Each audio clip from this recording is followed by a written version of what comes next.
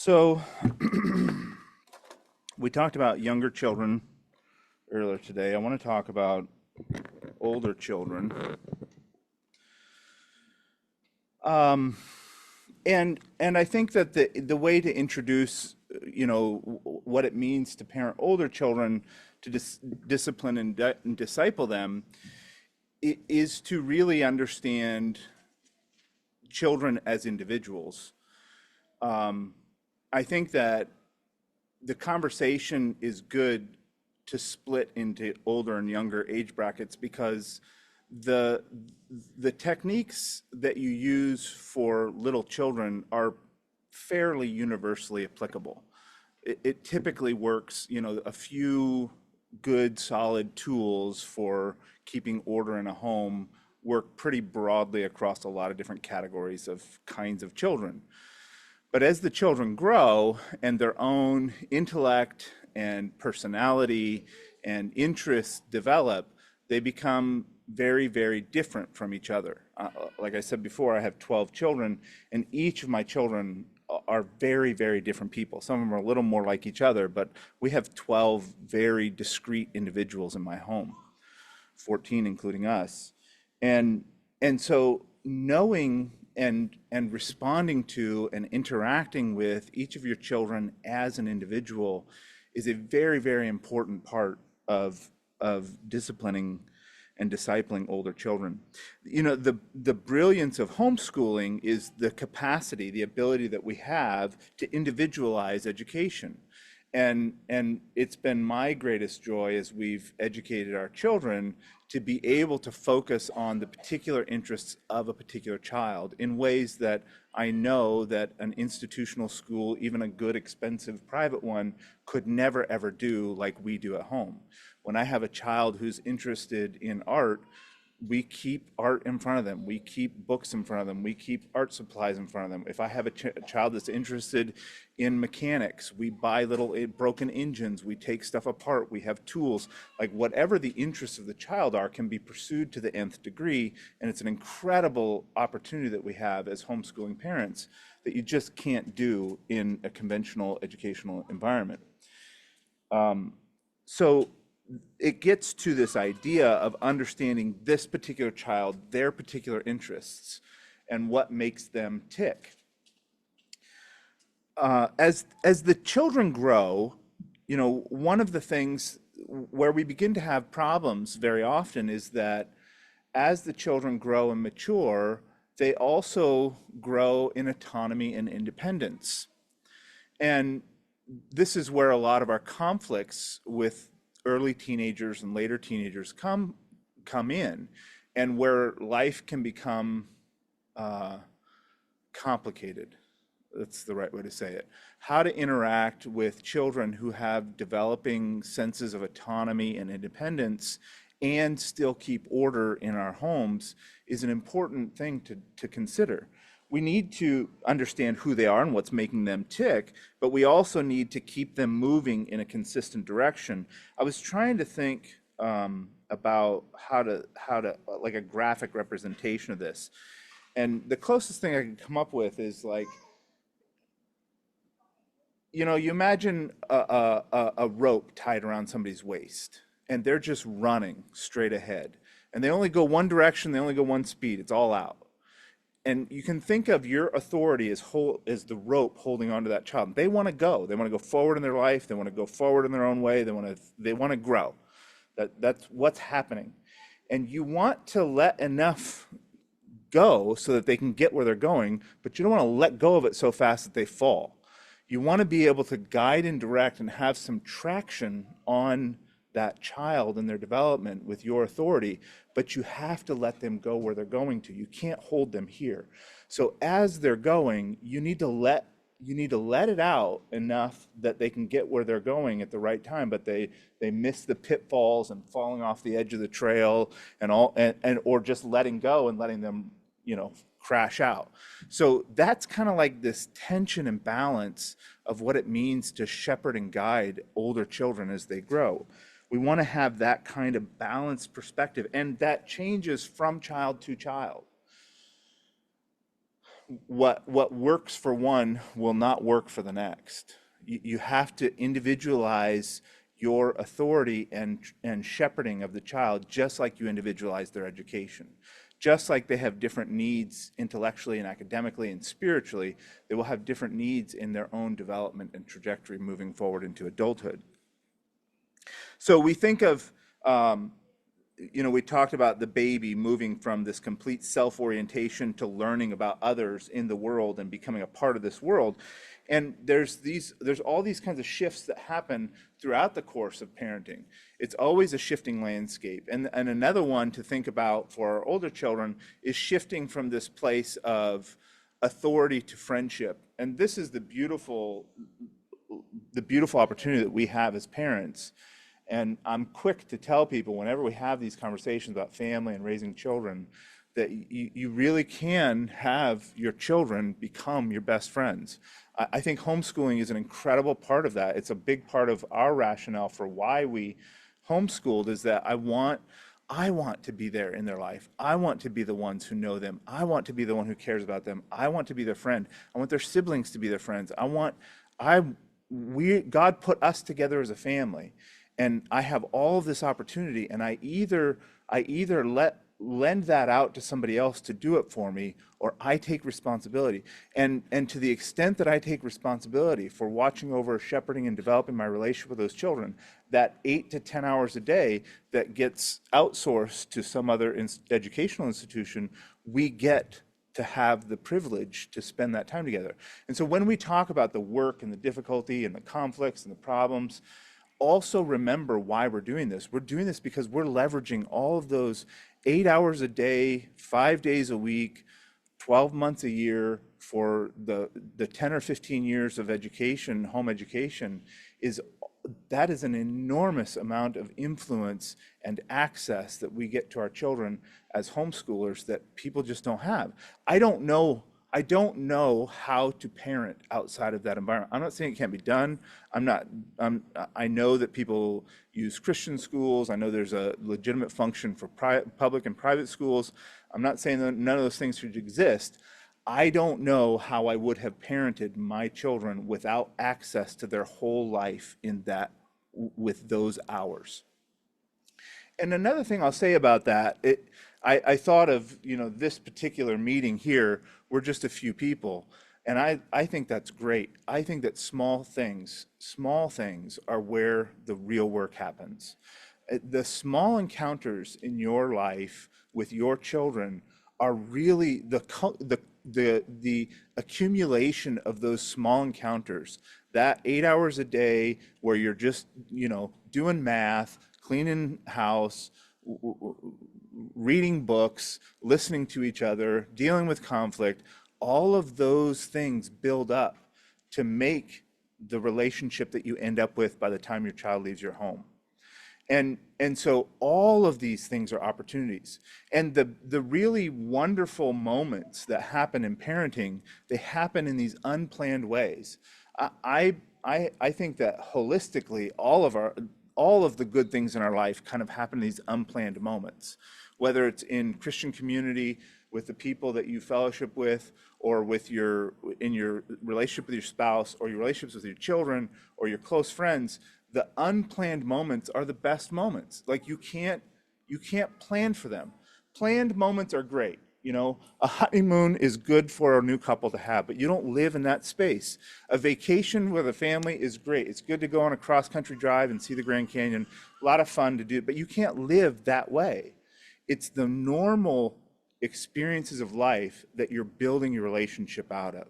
And those things really matter. And when you learn to have an eye for that, when you learn to have an eye for it in education, it looks like this. When you see something like the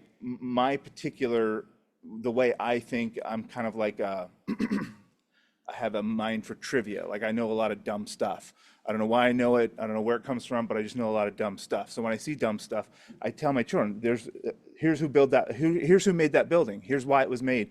Here's what this geological feature is from. Here's what this political structure means. Here's what, I explain the world. That's what I was talking about, narrating the world to your children. It's explaining all those pieces that you know about the world that they don't know. And those interactions are the best interactions of parenting. When you get to be the one there telling them what's happening in front of them, explaining. And this is, in education, it's everywhere. It's in the rain, it's in the architecture, it's in the social structure, it's in the homeless guy on the street, it's in the drive on the way to meeting, it's in everything. And what homeschooling affords us is that everything becomes educational. Our spiritual experiences become educational. Our place in the world becomes educational. We get to explain all this stuff to them. And the lessons are great. The curriculum's great. We are so fortunate and so rich to live in a digital age where we can you can go any direction you want. It's cheap. It's easy.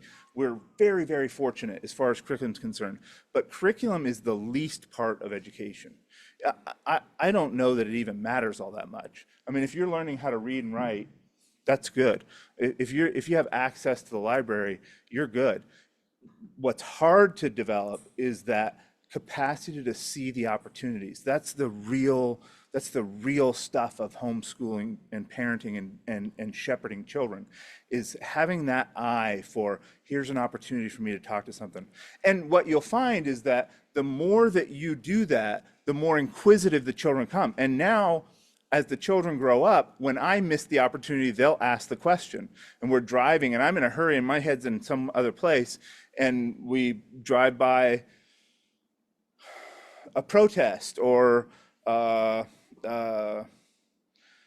parade or a homeless person encampment or whatever it is, and the children want to know. And here's what's beautiful. When they know where to go, you get the question, right? Like when they're used to you being the narrator for what's happening in the world around them, they want to ask you. And so, hey, Pop, what is that? How does that work? Why is that there? What is this about? They want to know. And we develop this relationship through these interactions that just becomes richer and deeper and more beautiful as we go. Speaking of that authority dynamic and how we let them grow into these independence and autonomous features, it's really important that we remember.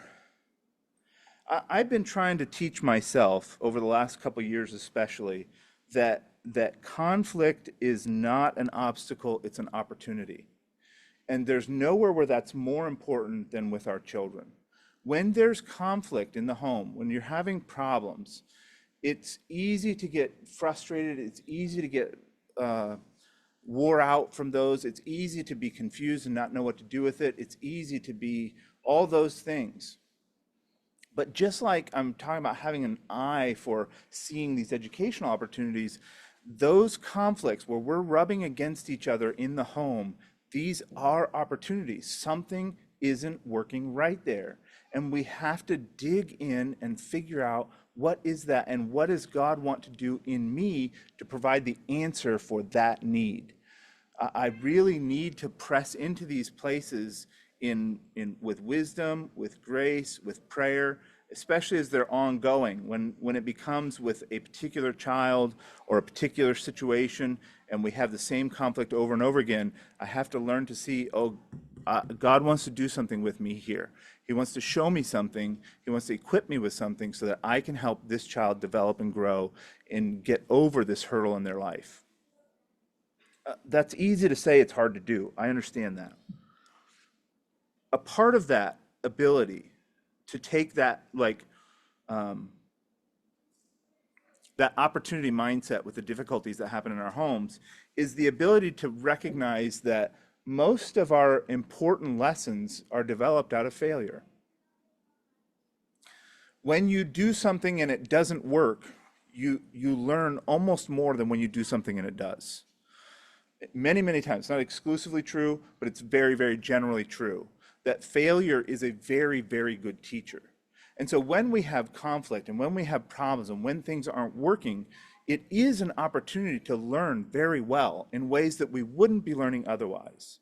I wouldn't know to focus on this. I wouldn't know to see this. I wouldn't know to address this issue with this child if it wasn't for this conflict. And it takes some presence of mind and some maturity, but we're the parents, right? We're the ones that are supposed to be doing that. And so approaching these situations of conflict in our home with that level of maturity and looking for the opportunity and having the conversations that need to be had and digging into the child's life so that we can help them see what we see is the real trick of these situations. These small failures are good things, and that's the heart that we want to have. Where do the children, as they grow, where are they going to have room to fail?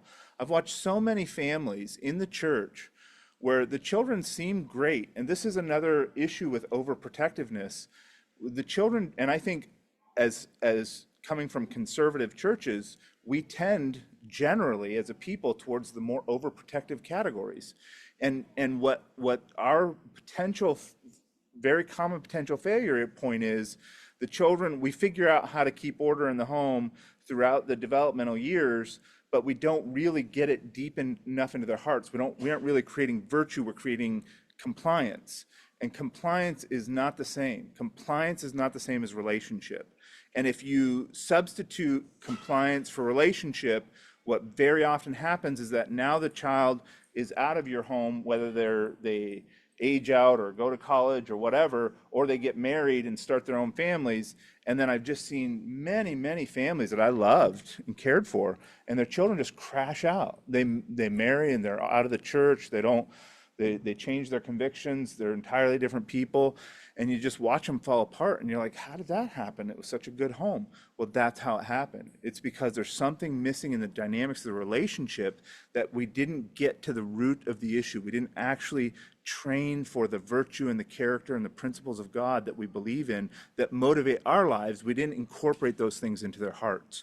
We just settled for compliance, or on the permissive side, we just ignored it until we couldn't ignore it anymore. I want to talk about the things that matter in parenting older children. Connection matters. I talked about these small moments. The nights on the edge of mom and dad's bed as the children are early teenagers and later teenagers, this sense of like an inviting space of relationship that I want to spend time with you and you want to spend time with me. So much of the parenting that happened in our older children's lives happened in our bedroom at 11, 12, 1 o'clock in the morning, and we're finally like, get out of here, I gotta go to sleep.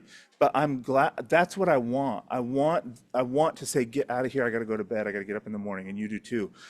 That's where this connection happens, where we're really, and those times, those spaces, they're not planned. You can't make them happen. You can't force them into existence. But when the relationship is functioning well, and there's a lot of love and grace in our home and our family, we find ourselves like wanting to talk. Or maybe the child had a difficult experience that's been milling around in their mind and they don't know what to make of, and they come in and they say, hey, can I talk to you?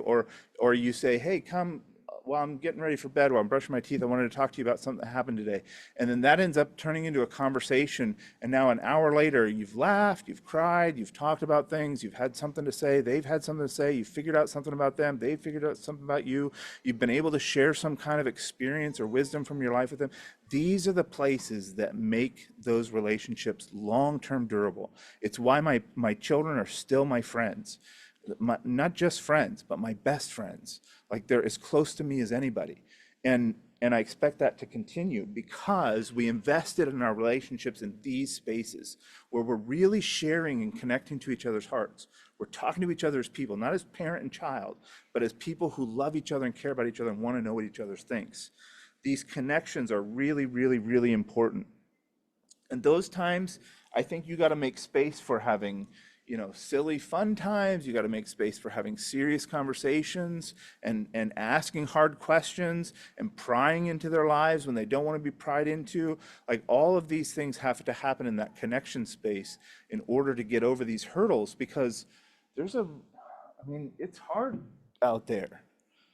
It's hard out there. There's a lot going on to to pull our children's hearts and affections away from God and away from us and away from the church. And we have to be there finding those things and talking about those things and not being caught unaware. Those connections really matter. Conflict management matters a lot. At some point, you have to be more than bigger than them. At some point, they have to be convinced that they want to listen to you. You can take a little child and you can condition their behavior. You can get them to behave in certain ways, but that only lasts so long. It's important to do that well. That's what I was talking about this morning. It's important to have that foundation at that level so that you can work from there. But that only lasts so long. You get a window of that. And there's a time, I remember specifically, I remember the day that it occurred to me in my bedroom as a high school kid, my parents can't do anything to me. I remember that thought in my head. I was fighting with my mom or fighting with my dad. I'm in public school. I'm starting to get into trouble. All this stuff happened. I was like, there's nothing they can do. I can do whatever I want. They can't stop me. I remember that thought. Everybody has that thought, even if it's not that conscious. There's a point in a time where everyone has to. It's not a bad thing. You have to come to a place to be a whole person where you are not doing what you're doing because you're controlled to do it. That you are choosing to do the things that you do. You're not forced to do them. And that epoch is going to come in every one of your children's lives. They are going to get to the place where they have that realization. And what will happen then? I know what happened with me when that happened. I went off the deep end. I went off the rails. It doesn't have to be that way. What are we putting in their heart and in their life and our relationships when they come to that point that they choose to want to be there? The conflict that we have it's not just with our children. Conflict is an opportunity writ large. In your community, in your marriage, in your relationships, in your work life, how you manage conflicts there is teaching you. That's developing the muscles and the skills to model and train your children about conflict. And so this is something worth some self-consideration, like how do I deal with conflict? When I have conflict with my wife, with my employees, or with my clients, or with my brothers in my church, what comes out of me? What happens in those spaces? Because your children know that stuff happens too. And so what am I modeling in front of them when conflict happens that I want them to follow and practice after? Or do I fly off the handle, or I think nobody can tell me anything, or who are they, or all those attitudes? If that's what comes out of me, then that's what I'm modeling to them. And then I come into a conflict with a child, and I'm like, where's this little rebel coming from? Well, I've modeled in front of them, nobody's going to tell me what to do. And then I come to him, and he's like, nobody's going to tell me what to do. And I'm like, how dare you? Well, that's all I've ever shown you. Of course that's how you act. We have to think about our own lives and our own examples that are being played out in front of them so that we can appeal to those things. So now I have a conflict with my child, and he's like, how come I got to do this? Son, we all have to do things.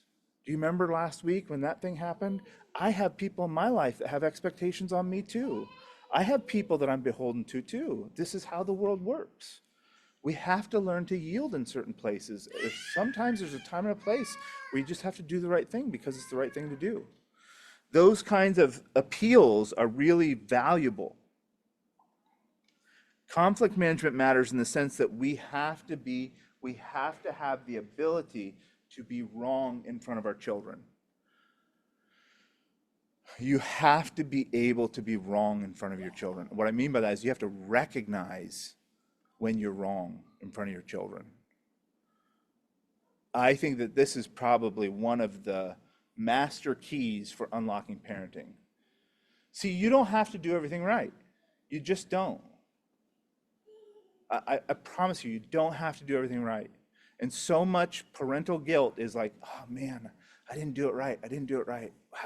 What's going to happen to my kids? I got upset, or I allowed something that I shouldn't have allowed, it's okay. It's okay, especially Christians of all people. It's okay. It's okay to repent. What's not okay is to be obstinate. What's not okay is to be proud. What's not okay is to think that other people have standards that you don't have. What's not okay is hypocrisy. But repentance is great. It's okay to do wrong. It's okay to be wrong. It's okay to make these mistakes. You just have to acknowledge it and bring it to the children and have the humility to say, hey, I'm sorry. When that happened the other day and I said those things, that wasn't the right thing to say. When I had an argument with your mother and I said those things, that was wrong of me to say. I shouldn't have said that. You have to be able to take that to them and not be afraid of the vulnerability that that creates, so that they know what they learned time and time again after those experiences is my mom and dad aren't perfect, and they're going to figure that out too. They're going to figure that out. They don't know when they're little, but they will. When that realization comes, you want them to be able to say, my mom and dad aren't perfect, but they always made things right. They loved me, they cared enough, and they were vulnerable enough in front of me to tell me that when they were wrong and to make it right. It's gold. It's literally gold. Just like in the church, the thing that we fear the most, the thing that we don't want to do the most is the thing that creates the most value. It's very much true with our children. So we have to have the ability to be wrong. The children are hypocrisy detectors. And if they don't see us living out our convictions and our values, they will know it by the time they're done.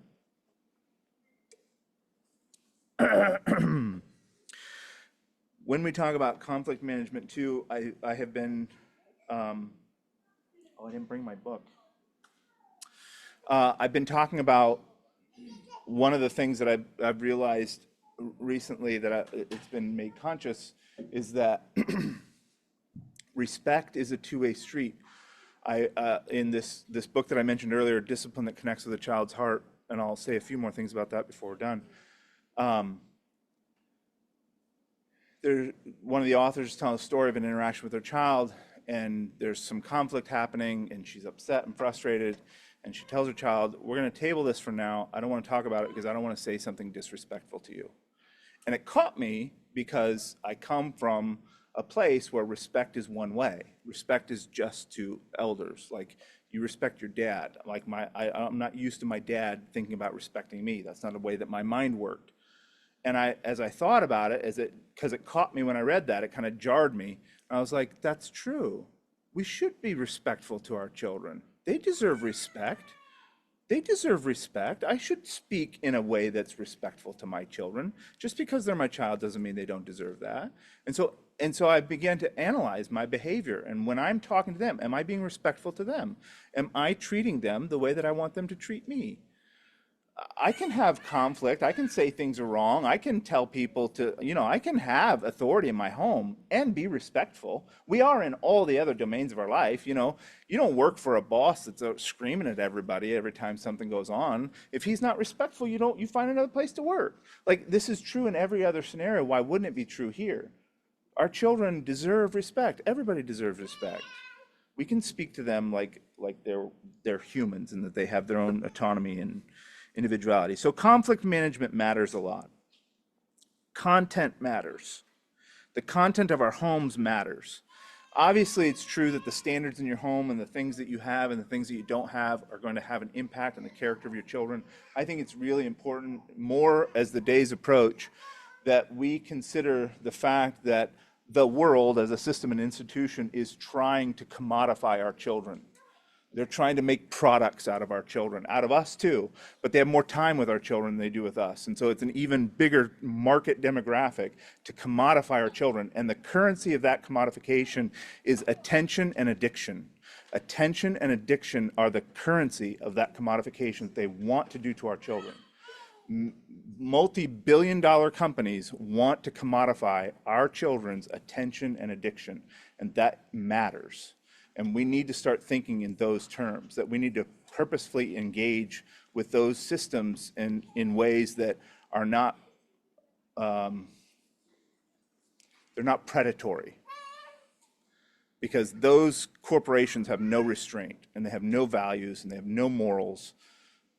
they're just money making institutions, and they will make all the money they can off of us. So when we think about content in our homes, these are things that we should consider. I don't know exactly where everybody should draw their lines, but I know that you have to be mindful of that fact. But more than that, more even than that, when I talk about the content of our homes, I mean the focus and the attention of who we are as people. I mean, what are, if I ask your children, what matters? Name the 5 things that matter the most to your parents. What is that list? That's the content of your home. Is it making money? Is it business? Is it academics? Is it getting good grades? What are the things that matter most to your children, that they think matter the most to you?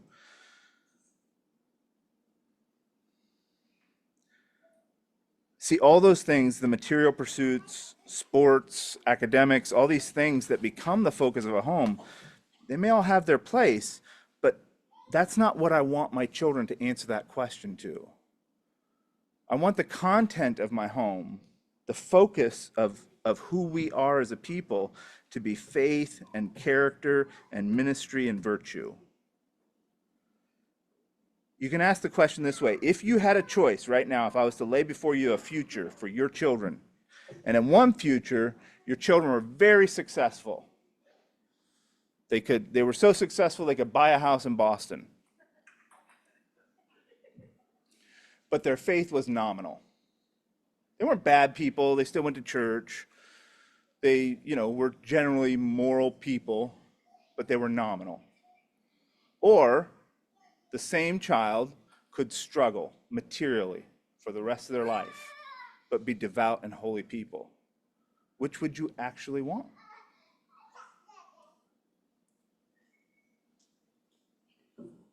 See, the answer to that question, you're actually answering night after night at your table. In the things that you focus on, in the things that you talk about, in the things that matter to you, and in the things that don't matter to you. We're answering that question to our children night after night. And so be conscious of that. Be mindful of that. Be intentional about the things that you focus on and the things that you talk about and the things that make it to your dinner table.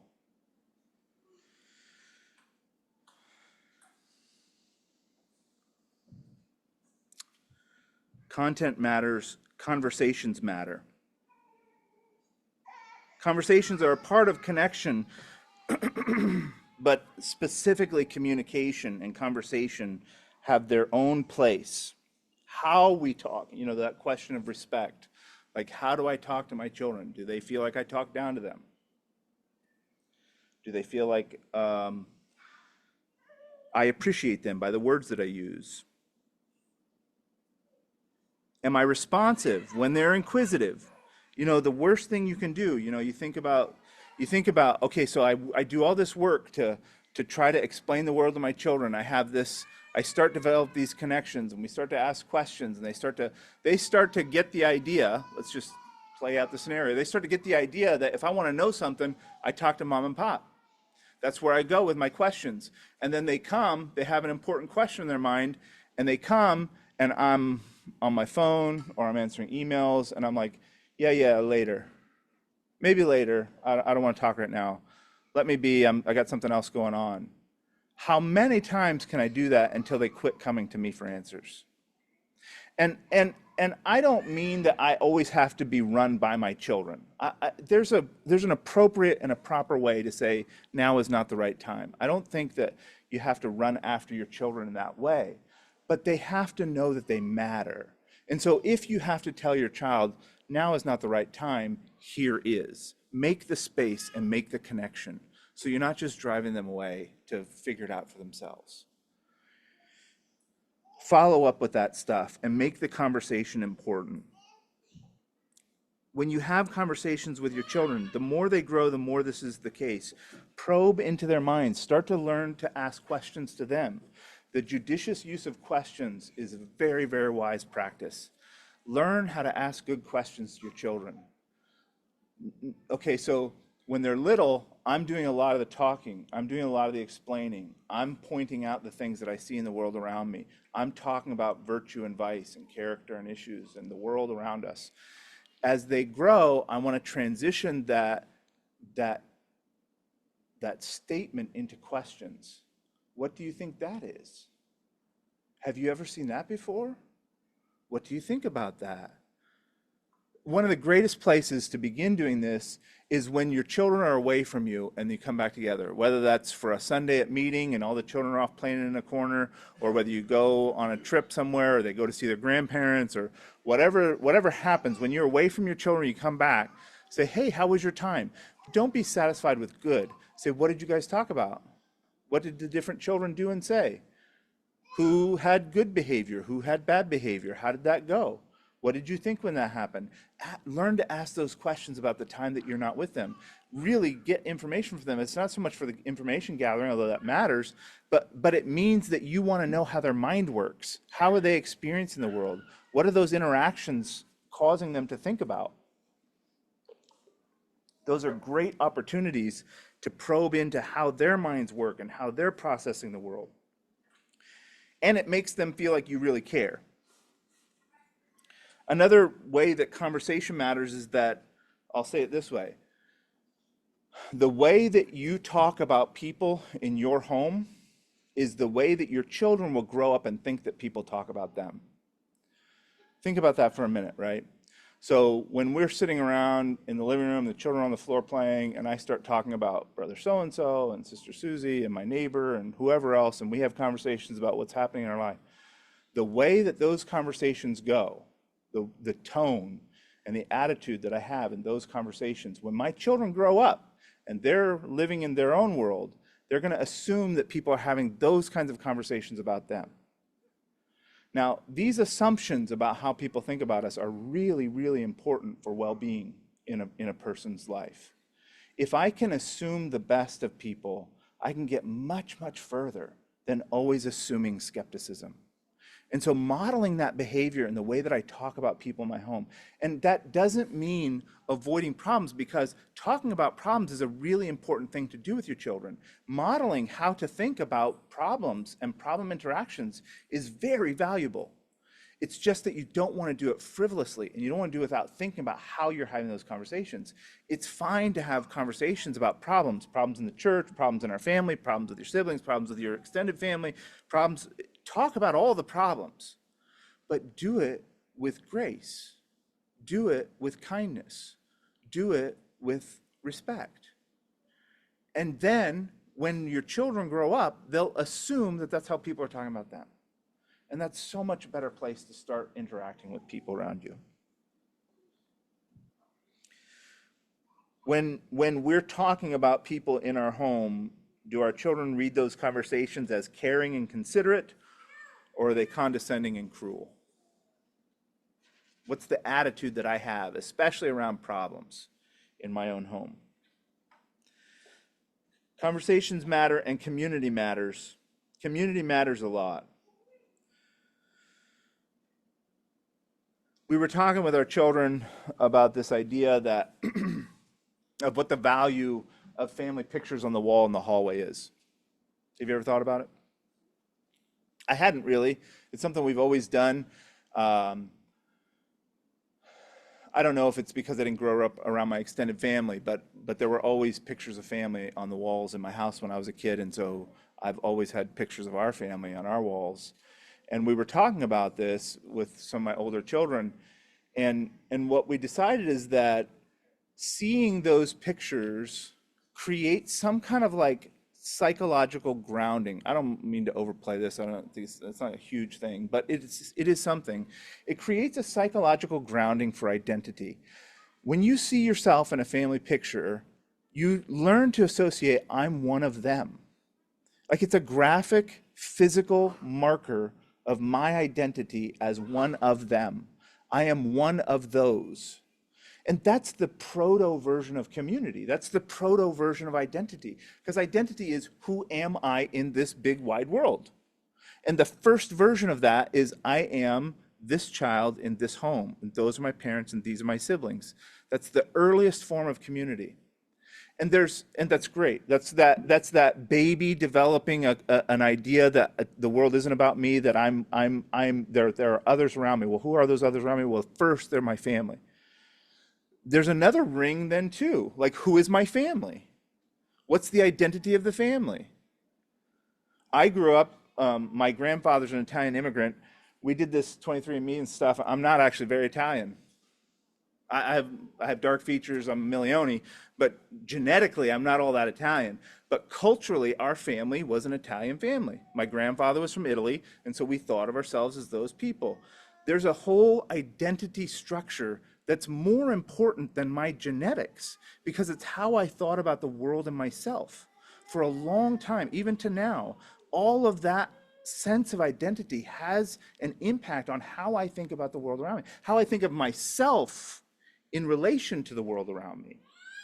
As this Millioni immigrant story of coming from Italy and then whatever, that whole, all those pieces of family lore and who we are and where we come from, and what our extended family is like and what our family here is like. So there's this sense of I am this in the family, and the family is this in the world. And this in the world for our family identity, that has to do with like family culture, which I'm a big fan of. Like, I like the idea that your children feel like we are us, that Kyle's a Raymer, like we're Raymers, like this is who we are. My children are Millionis. That means something to them. It means something discrete. The Swayzes are Swayzes. Like, there's an identity about what it means to be in this family. Our customs, our cultures, the way we joke, the things we think are funny, the things we don't think are funny, the things we think are important, the things we don't think are important, our focus, all this family culture stuff has a really important bearing on the individual identity. Now, take that family and put it within a community. And the church is this community of families.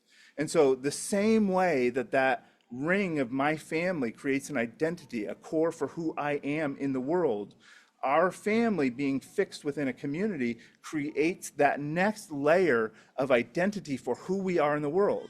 So now I'm Matthew, I'm a Millioni, I'm in this Christian community in Boston, in the world. And that is a nested identity that has a lot of bearing on how I interact and move throughout the world. Each of those pieces informs something about who and what I should be. Remember, we talked this morning about creating this idea that the child lives in a world. They're a piece of something else. And there's so much lack of meaning in the world that I think a ton of it comes from a lack of community, a lack of having this sense that I have a part to play within this structure, within this family, within this church community, within this broader community. My existence matters. And I talk to so many young people and old people sometimes that have no sense of why my life matters. That there's not a meaning there's not a purpose for who I am in the world. This, as far as like how to live, is the most frightful thing about irreligion, atheism, Gnosticism. To be just adrift in the cosmos is a horrifying idea. It's so unsettling to have no sense of order or mooring or purpose and meaning. And I do not want that for my children. I do not want them to be adrift in the cosmos like a piece of dust. I want them to be rooted and anchored and know I am created and my life matters. It matters to my family. It matters to my community. It matters to my city. It matters to the world, and it matters to eternity. And all of those anchors come from some nested identity. And so when I talk about community mattering, your family's place within the Christian community has a very deep impact, not only on that internal identity, but to have, I cannot express my gratitude to our Christian community that I have other men and women to point my children to and say, it's not just us. We are part of a community of people. If I was alone to do this by myself, maybe I could do it in the woods. maybe. But my children are so different than me that I need other versions of a faithful Christian experience to point to my children who are not like me to say, see, brother so and so, he is a faithful man of God and he's nothing like your father. See, sister so and so, she's not like mama. She is important in the community, so that they have some way to say, what I am has value. I don't have to be like you to be important. And that's how you keep your children from feeling like, I think that's part of the crash out when children leave our homes too, is that they get nested in this particular identity and they have to be just like this. And then they say, oh, there's way more options. And then they just run that stuff to the nth degree. And who knows where it goes. I'm gonna share this with you. It's very rough and not very. I haven't completed this idea, but it's about this stuff, and so I'm going to share it with you. It's a small crowd. I think that there's something that happens that I've noticed with my sons, and I haven't noticed it with my daughters. That my sons in particular, as they've grown up and have become men, have struggled with their identity in relation to me in ways that I do not see my daughters doing with their mother. What I mean by that is that this exact question of who am I, especially when it comes to becoming a Christian, their own participation in faith, it has been hard for my sons to contextualize the difference between them and me in personality, in temperament, in intellect, in all kinds of things, in gifting and calling. My sons have looked at the church through the lens of me. And I'm grateful for this.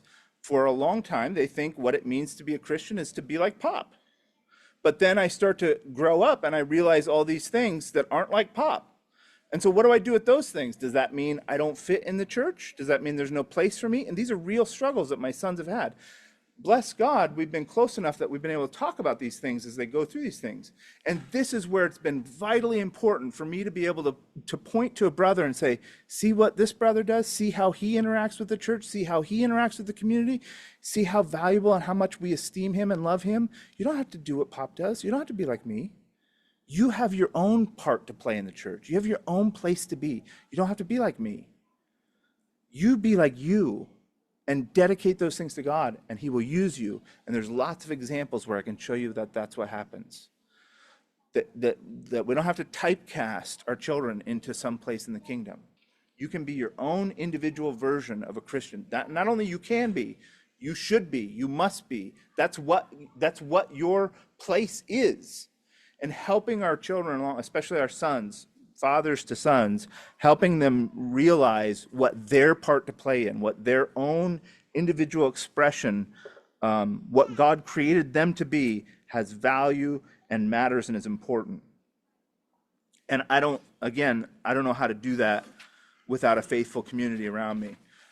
When it comes to community, I've felt like I have tried over the years to situate myself within communities where the range of expression of Christianity from the two poles, take any given issue, conservative or liberal or different theological values or whatever, the range that exists within the church is a range that I would comfortable with my children following any of those courses.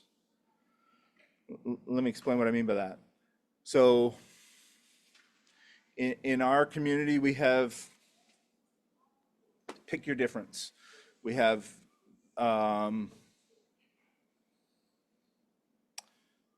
some people read the Apocrypha, some people don't. Some people are premillennialists, some people are amillennialists, some people are, name whatever difference that you have within the church.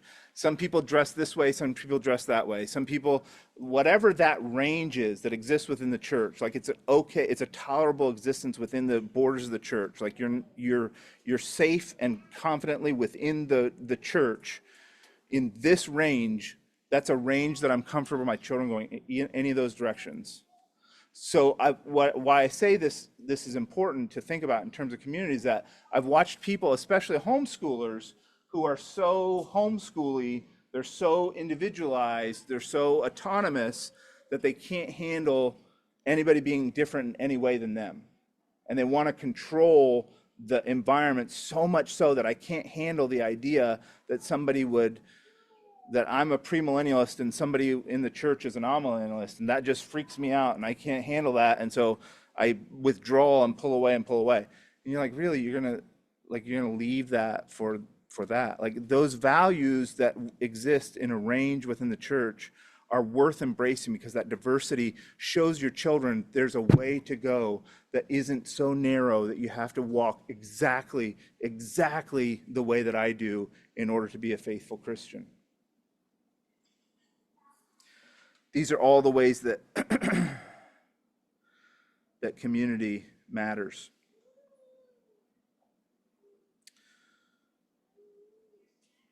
I want to make sure with just, do we have, what, I'm supposed to end talking at 5:30? We want to do Q&A? We can do Q&A afterwards, yeah. Oh, afterwards, okay. All right, a couple minutes. I just want to mention a few things, because I think this is the right way to approach this in this format, to talk about like the principles around raising older children and how to develop relationships with them. You know, the nitty gritty, the part that we all want to talk about is like, what do you do with the conflict? Like, how do you get past the problems? Because there's problems to be had. How do you get them to do their homework? How do you get them to clean up after themselves? How do you get them to not, whatever they need to do to be healthy and well and successful, that becomes difficult as they embrace their independence. And those conflict points, the problem points, the hard points, the interaction between authority and responsibility and autonomy, those things that's where the rubber meets the road in these issues. And I don't mean to sell that short by just talking in platitudes, but the details really matter in all that stuff. It's hard to have a one-size-fits-all solution to those kinds of problems. So we focus on the principles. And that's good that we should. I think that's the place to have public discourse about these things. But there are some specifics around how to interact in the problem areas that are worth mentioning. What does discipline look like? So discipline is, in this sense, is correction, not just being discipled, but correcting course. How do we correct course? So we know that they're wanting to go their own way, they're wanting to develop their own ideas, their own autonomy, their own independence, all these things, and we want them to, but how do we do that in a way that's guided and directed so it doesn't go off the rails? Well, here's some things to think about in regards to that specific issue. As the children grow, the discipline that you use should not be one-sided. Just like I was talking about, you have to grow to the place where they want to listen to you. They don't always want to listen to you, especially in that early teenage phase. They get a lot of ideas in their heads that they know better than us, and that happens sometimes. It happens in subtle ways, it happens in overt ways. There's a lot of different ways it happens. Use your leverage as people who have developed love and trust for them. You have to start having two-sided communication about these things. And I think that communication at a certain point needs to be really open. Like, we both have to recognize at a certain point that you have to choose.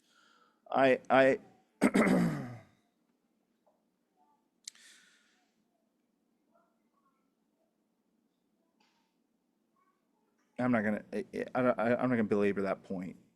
There's a lot of ways in which you need to learn to collaborate around these conversations, where it has to be two-sided, where you have to learn to say, what do you think? Here's, and openly express what I'm after.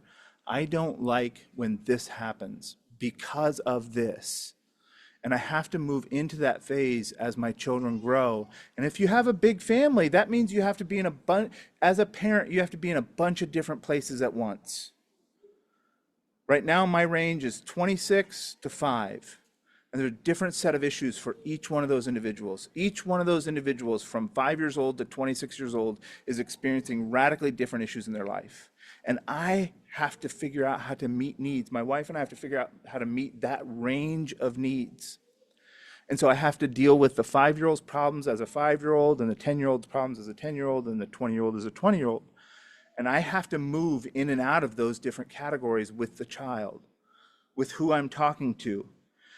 As that age grows, that has to be more and more conversational and more open and more explicit.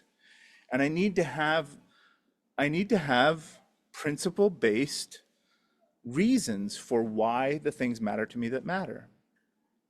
As your children grow, you're going to have conversations. Why do we dress the way we do? Why do we think the way that we do about the scriptures? Why do we believe this? Why do we not believe that? We have to be able to point to, you have to kind of do apologetics for your worldview with your children. And I think this is a really big hurdle, especially for adult conversion, for children who grow up choosing to embrace their parents' faith. You have to have this ability to approach apologetics, which means you have to leave them room to ask questions that are uncomfortable. You have to make it comfortable to ask uncomfortable questions. Why do we believe that God exists when the world doesn't? Why do we believe that homosexuality is wrong? Why do we believe that whatever it is? And I have to not be threatened or offended by that conversation. At the time when it happens, I have to be ready to have it. I have to be grateful that they want to have it with me and treat them with respect in that conversation and say, let's talk about that. I'm glad you asked. Because if you make those things taboo, this is the point to all this stuff. If that stuff isn't happening with you, it's going to happen somewhere else. That conversation is going to be had in their mind with other people, or they can be having it with you. I want them to have it with me. I want to have those conversations. So all that parental fear, like, oh no, is he not going to be a Christian? Is he not believe in God? That I understand that fear, but you have to lean in and trust God and trust that I've been faithful to this child and I can have this conversation. It doesn't have to be a threat. We can really talk about this stuff. And that goes with their character. That goes when they start to wrestle with sin and temptation. That goes with their choice to become Christians. All these things have to be places where we're cultivating the opportunity to have those conversations with growing children. Okay, I'm gonna let it there. We're just after 5:30, but we can do some questions if we want.